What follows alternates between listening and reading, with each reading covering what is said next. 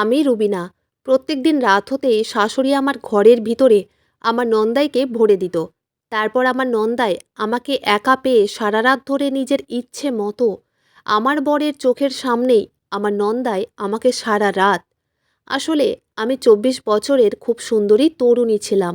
আমি এতটাই সুন্দরী ছিলাম যে বিয়ের পরে যখন আমি শ্বশুর বাড়িতে আসি, তখন পাড়ার চাচি ও খালারা আমাকে দেখার জন্য আমার বাড়ির সামনেই লাইন লাগিয়ে রাখত। এবং আমি যখনই একটুখানিকের জন্য বাড়ির বাইরে যেতাম, তখন তারা সবাই আমাকেই দেখত এবং আমার সৌন্দর্যের অনেক তারিফ করত। আমার গায়ের রং দুধের মতো ফর্সা ছিল এবং অনেক লম্বা ঘন ও কালো চুল ছিল। আমার বর তো আমার সৌন্দর্য দেখেই আমাকে বিয়ে করেছিল। আমার বর ব্যাংকে চাকরি করত। আসলে আমার বর যখন আমাকে একদিন কাপড়ের দোকানে দেখেছিল, তখন সে আমাকে দেখা মাত্রই পছন্দ করে ফেলেছিল এবং আমার বাড়িতে বিয়ের জন্য সম্বন্ধ পাঠিয়েছিল। আমার বরও যেহেতু দেখতে ভীষণ সুন্দর ছিল এবং সরকারি চাকরি করত, তাই আমার বাড়ির লোকও এই বিয়েতে রাজি ছিল। তারপর আমি যখন বিয়ে হয়ে শ্বশুর বাড়িতে আসি, তখন আমার ননদ কিন্তু আমার শ্বশুর বাড়িতেই ছিল, কারণ সে তখন 7 মাসের গর্ভবতী ছিল এবং আমার ননদ আমাকে ভীষণ ভালোবাসতো। আমার শ্বশুরবাড়িতে আমি, আমার শাশুড়ি ও আমার বর আমরা 4 জন থাকতাম। এদিকে আমার ননদ তো বিদায় হয়ে আমার শ্বশুর বাড়িতেই চলে এসেছিল। আমার ননদ যেহেতু 7 মাসের গর্ভবতী ছিল, তাই আমিও নিজের বোনের মতোই তার খুব খেয়াল রাখতাম। কিন্তু আমার কিছু ভুল ত্রুটি হলেই আমার শাশুড়ি কিন্তু একটুতে আমার উপরে রাগ করতেন। এটা কিন্তু স্বাভাবিক ব্যাপার যে কোনো মেয়ে যখন শ্বশুর বাড়িতে যায়, তখন তার কিন্তু একটু আধটু ভুল হওয়াটাই স্বাভাবিক ব্যাপার। আর এটা তো পরম্পরায় চলে আসছে যে শাশুড়ি ও বউয়ের মনোমালিন্যতা। কিন্তু তাও আমি মন প্রাণ দিয়ে চেষ্টা করতাম আমার শাশুড়ির মন জয় করার। প্রত্যেক দিন সকালে উঠে তো এটাই ভাবতাম যে আমি আজ কোনো ভুল ত্রুটি করব না, যাতে আমার শাশুড়ি আমার উপরে চটে যায়। কিন্তু সেদিন আমি যখন সকালবেলা সবার জন্য নাস্তা তৈরি করছিলাম, তখন একটা হালকা ও পাতলা নাইটি পরে রান্না করছিলাম।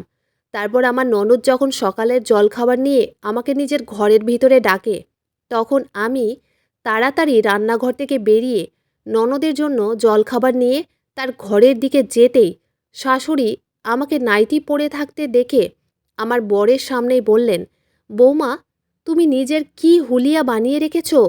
তুমি তো এই বাড়ির নতুন বউ। একটু শাড়ি পরে মাথায় কাপড় দিয়ে থাকলে তো তোমাকে দেখতে আরও সুন্দর লাগবে। আর তুমি এই সব কী ধরনের নাইটি পরে এই বাড়িতে ঘুরছো? এক্ষুনি যদি হঠাৎ করে আমাদের বাড়িতে কেউ চলে আসে, তাহলে তো তোমার সঙ্গে আমাদেরও কোনো মান সম্মান থাকবে না।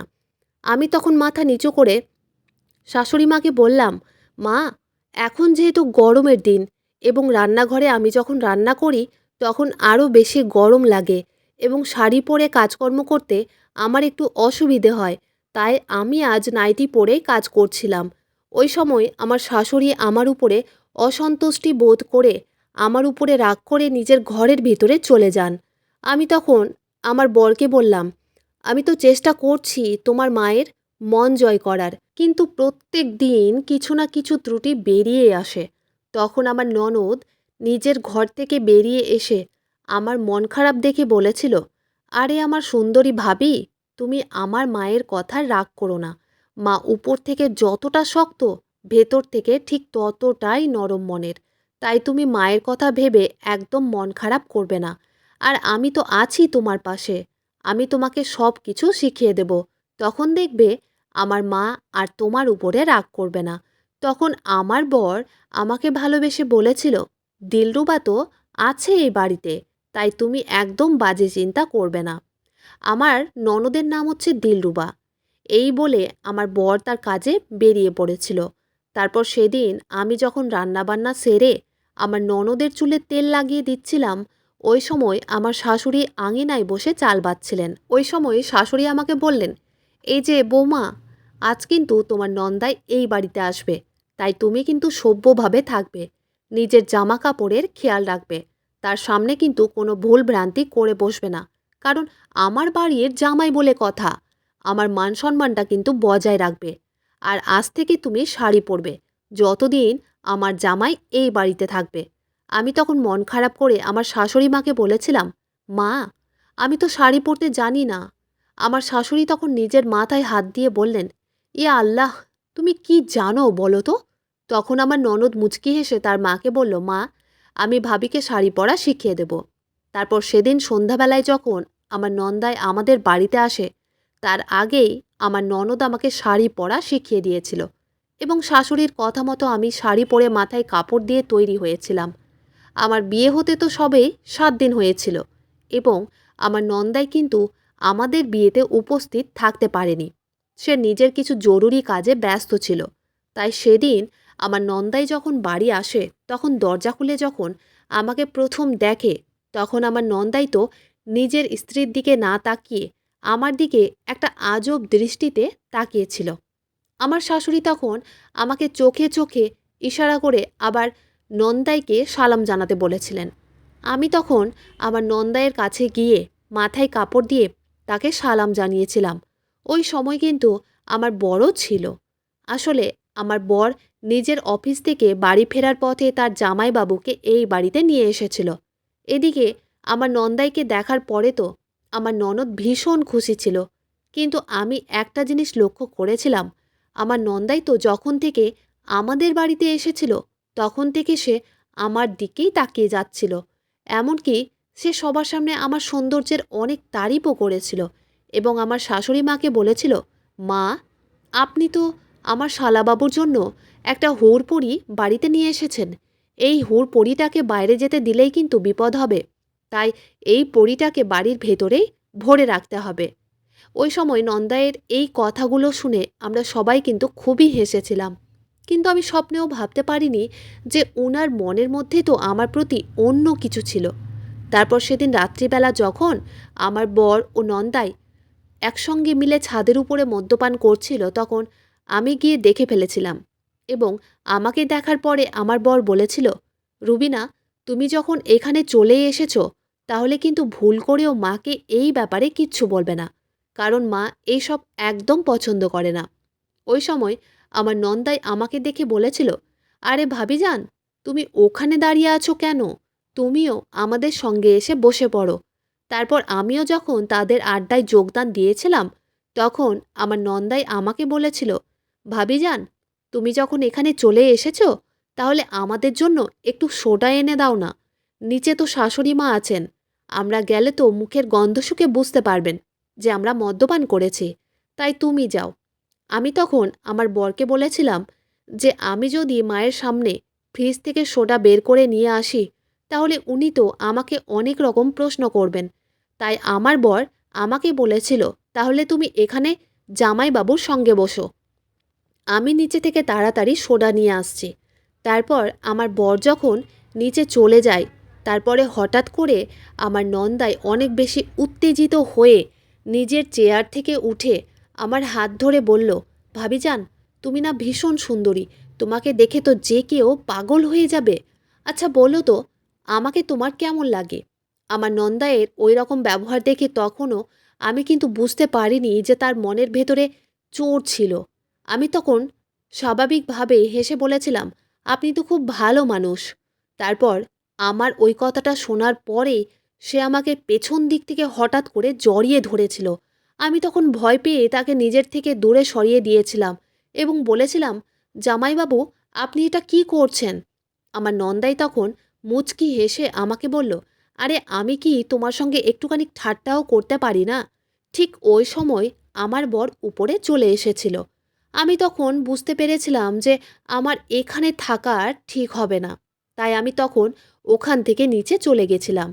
এদিকে আমার শাশুড়ি মা তো এতটাই নিয়মকানুন মেনে চলতো যে আমি তার নিয়মকানুন দেখে অস্থির হয়ে পড়েছিলাম। আসলে আমার যখন মাসিক চক্র শুরু হতো তখন আমার শাশুড়ি বলতো আমি যাতে ভুল করেও রান্নাঘরে না ঢুকি। এমনকি রান্নাঘরের কোনো জিনিসপাতিতেও আমাকে হাত দিতে বারণ করে দিত এবং আমার মাসিক চক্র চলাকালীন আমার শাশুড়ি আমার ঘরের ভিতরে খাবার রেখে দিয়ে যেত, কারণ আমি যাতে রান্নাঘরের ভিতরে না ঢুকি। আসলে সেদিন আমার শাশুড়ি, নন্দাই, আমার বর ও আমার ননদ, তারা 4 জন মিলে কিন্তু দরগাহাতে গেছিল দোয়া চাইতে, যাতে আমার ননদের সুস্থভাবে ডেলিভারি হয়। তারপর এইভাবে বেশ কিছুদিন কাটার পরে যখন আমার ননদের একদিন রাত্রিবেলা হঠাৎ করে পেটে ব্যথা উঠে তখন তাকে ওই অর্ধেক রাতেই হাসপাতালে নিয়ে যেতে হয়েছিল। হাসপাতালে নিয়ে যাওয়ার পরে ডাক্তারই তো বলে দিয়েছিল যে আমার ননদের নাকি 24 ঘন্টার মধ্যে ডেলিভারি করতে হবে, যদিও বা ওই সময় ডেলিভারি ডেটটা ছিল না। তারপর ডাক্তারে যখন বলে দেয় যে ননদের ডেলিভারি 24 ঘন্টার মধ্যেই করতে হবে, তখন আমার শাশুড়ি আমাকে বলেছিল, বৌমা, আমি তো সেরকমভাবে তৈরি হয়ে আসেনি, তাই বাড়িতে যে কাপড়ের ব্যাগটা আছে সেই কাপড়ের ব্যাগটা তুমি নিয়ে চলে আসলে ভালো হতো। ওই সময় যেহেতু রাত্রি 10টা বাজছিল, তাই আমি শাশুড়িকে বলেছিলাম, এই সময় আমি তো একা বাড়ি যেতে পারবো না, আর ওদিকে আমার বর তো হাসপাতালের ফর্মালিটি পুরো করতে অনেক ব্যস্ত ছিল। তাই আমার শাশুড়ি বলেছিল, বৌমা, তুমি এক কাজ করো, আমার জামাইকে সঙ্গে নিয়ে ঘরে চলে যাও এবং কাপড়ের ব্যাগটা নিয়ে চলে এসো। আমার শাশুড়ি তো অনেক বিশ্বাস করে তার জামাইকে আমার সঙ্গে পাঠিয়েছিল। শাশুড়ির কথা শুনে আমিও তখন নন্দায়ের সঙ্গে বাড়ি যেতে রাজি হয়েছিলাম। তারপর আমি যখন নন্দায়ের সঙ্গে বাড়ির ভিতরে আসি, তখন সে বাড়ির ভিতর ঢুকেই তো প্রথমে ভেতর থেকে দরজাটাকে লক করে দেয়।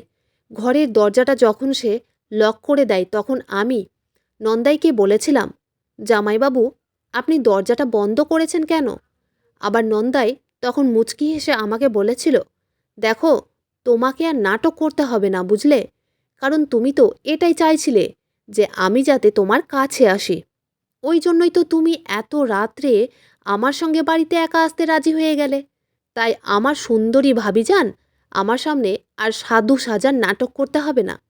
তুমি যে আমার সঙ্গে এত হেসে খেলে কথা বলো, সেটার মানেটা আমি খুব ভালো করেই বুঝতে পারি।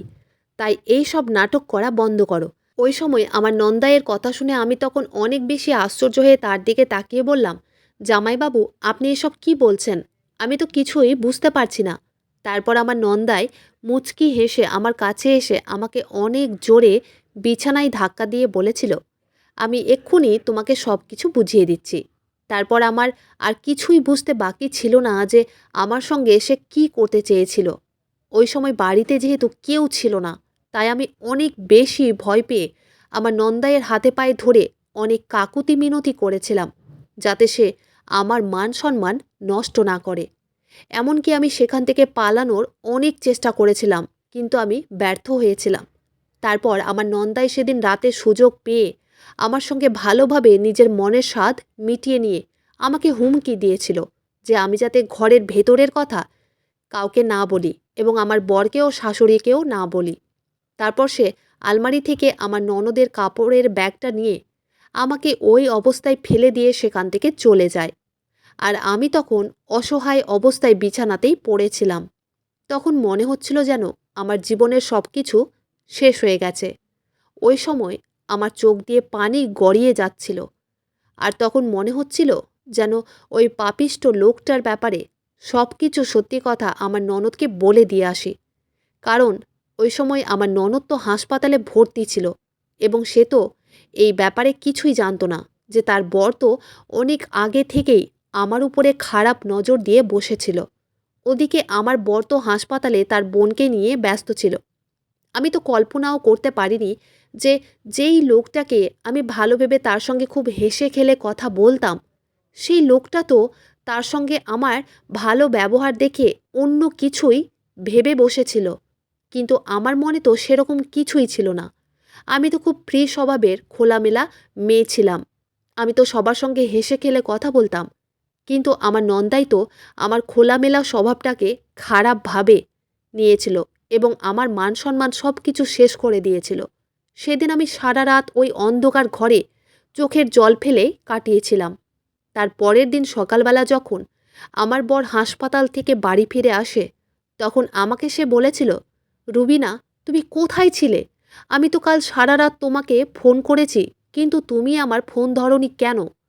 জামাইবাবু হাসপাতালে গিয়ে বলল তুমি নাকি অনেক বেশি ক্লান্ত ছিলে, তাই নাকি হাসপাতালে যাওনি। আর আমি মামা হয়ে গেছি ও তুমি মামি হয়ে গেছো। আমি তখন চুপচাপ বিছানায় একটা কোণায় হাঁটু পেতে চুপচাপ বসেছিলাম। আমি যখন আমার বরের কোনো কথার উত্তর দিইনি, তখন সে আমার কাছে এসে আমার মাথায় হাত বুলিয়ে দিয়ে বলল, রুবিনা, কি হয়েছে? তুমি এরকম চুপচাপ মনমরা হয়ে বসে আছো কেন? কিছু তো বলো আমাকে। বরের কথা শুনে তখন নিজের আবেগ ধরে রাখতে না পেরে বরকে জড়িয়ে ধরে ফুঁপিয়ে ফুঁপিয়ে অনেক কেঁদেছিলাম। ও আগের দিন রাতে যা হয়েছিল সব কিছু বরকে বলেছিলাম, যে আমার নন্দাই কিভাবে আমার সঙ্গে নিজের ভোগ ও লালসা পূরণ করেছিল। তারপর আমার মুখ থেকে সব কিছু শোনার পরে বর আমাকে ভালোবেসে আমার মাথায় হাত বুলিয়ে বলেছিল, রুবিনা, তুমি একদম চিন্তা করো না, আমি ওই লোকটাকে ছাড়বো না, আমি তো ওকে শেষ করে দিব, ওই লোকটাকে তো আমি উচিত শিক্ষা দিব। এই বলে আমার বর অনেক রেগে হাসপাতালে গেছিল এবং নন্দাইয়ের কলার ধরে তাকে গালাগালি দিয়েছিল। তখন আমার শাশুড়ি তার ছেলের হাত ধরে টেনে বলেছিল, তোর কি মাথা খারাপ হয়ে গেছে? কী কারণে জামাইয়ের সঙ্গে এরকম খারাপ ব্যবহার করছিস? আমার শাশুড়ি তখন কারণটা জানতে চেয়েছিল। তারপর আমার বর তার মাকে সব কিছু বলেছিল, যে আগের দিন রাতে নন্দাই আমার সঙ্গে কি করেছিল। সব কিছু সত্যি কথা জানার পরে আমার শাশুড়ি তার ছেলের সামনে মরা কান্না কেঁদে বলেছিল, যা হওয়ার তা তো হয়েই গেছে, তাই এই কথাটাকে আর বাড়াবাড়ি করিস না, নইলে তোর বোনের জীবনটাই নষ্ট হয়ে যাবে। তাই এই কথাটাকে এখানেই চাপা দিয়ে দে, আর বৌমাকেও এই ব্যাপারে বুঝিয়ে দিবি যে ও যাতে এই কথা নিয়ে আর পাঁচকান না করে, ঘরের ভেতরের কথা যাতে ঘরের ভেতরেই থাকে। তারপর সেদিন আমার বর যখন বাড়ি ফিরে আসে তখন আমি তাকে জিজ্ঞেস করেছিলাম যে এই কথাগুলো সে শাশুড়িকে বলেছে কিনা। তারপর আমার বর আমাকে শাশুড়ির ব্যাপারে যা বলেছিল সেটা শুনে তো আমার পায়ের তলা থেকে যেন মাটিটাই সরে গেছিল।